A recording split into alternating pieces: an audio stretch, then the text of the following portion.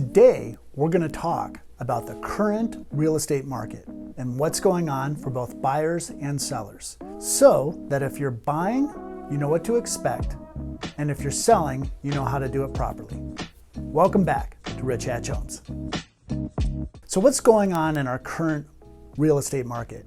Well, let's take a look. We know that we have high interest rates right now. And when I say high interest rates, I'm not talking about high interest rates historically. I'm talking about high interest rates over just the last couple years. So what happened last year is we saw interest rates actually get below 3%. This year, we're looking at 5-6% interest rates. And that makes a big difference on the purchasing power of a new buyer. So you would think with these higher interest rates, people would be having a hard time buying homes, and therefore we would be seeing homes sit on the market and not get any offers. That's not what we're seeing. Why is that? Well, the reason why is we're seeing low inventory. So low inventory, there's fewer homes on the market than there was last year. And because there's fewer homes on the market, it's keeping the prices up high, even though they're more expensive. So if you think about a $300,000 mortgage, that $300,000 mortgage is more expensive this year than it was last year. But because of the low inventory, that's making this $300,000 house stay at $300,000 or might even be increasing it depending on the inventory. Why is the inventory low? Well, I think there's a couple reasons. One, we know the inventory is low because people are not going from one house, their $200,000 house, and moving on up to their $400,000 house, because that person who has their $200,000 house is locked into a rate of 3%, and they don't want to go from a 3% rate to a 6% rate.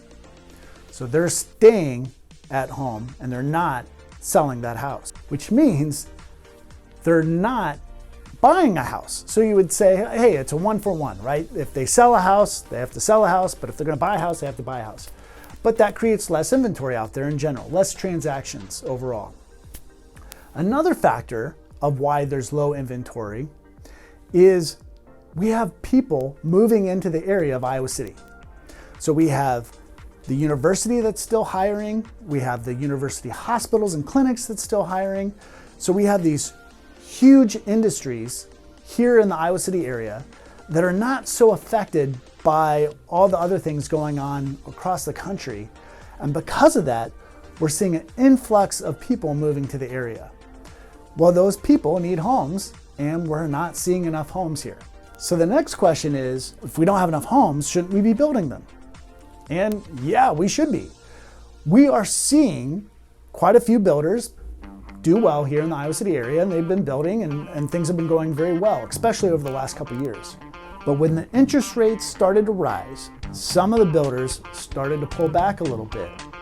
And that means there's less inventory out there on new construction. The other factor you have to consider is a new construction home costs so much to build. Prices have gone way up, the expenses have gone way up, and because of that, we're not seeing a whole lot of competitive homes out there compared to what's already on the market. So let me give an example. You could probably buy a house that is not new construction for maybe $400K that would be very similar to a new construction that would be listed for $500K. So what's happening is people are saying, you know what? I don't know that I want to spend an extra $100,000 just because it's a new construction house. And so that's one of the factors that's playing into this market, so that when homes that have already been built go up for sale, they sell very quickly. Now, some of you might go, well, hey, Rich, this sounds all good and dandy, but what about that house that I see down the street that hasn't sold yet? I mean, doesn't that mean that the inventory isn't that low? Well, you still got to remember, homes can still be overpriced, and price still factors in, condition still factors in, and location still factors in. So you always have those continuous traditional factors when selling homes. Another factor in the low inventory is we had a lot of people last year who didn't buy a house that wanted to buy a house. They couldn't buy a house because the market was so competitive. And so this is what they thought. They thought, hey, next year I'll try again.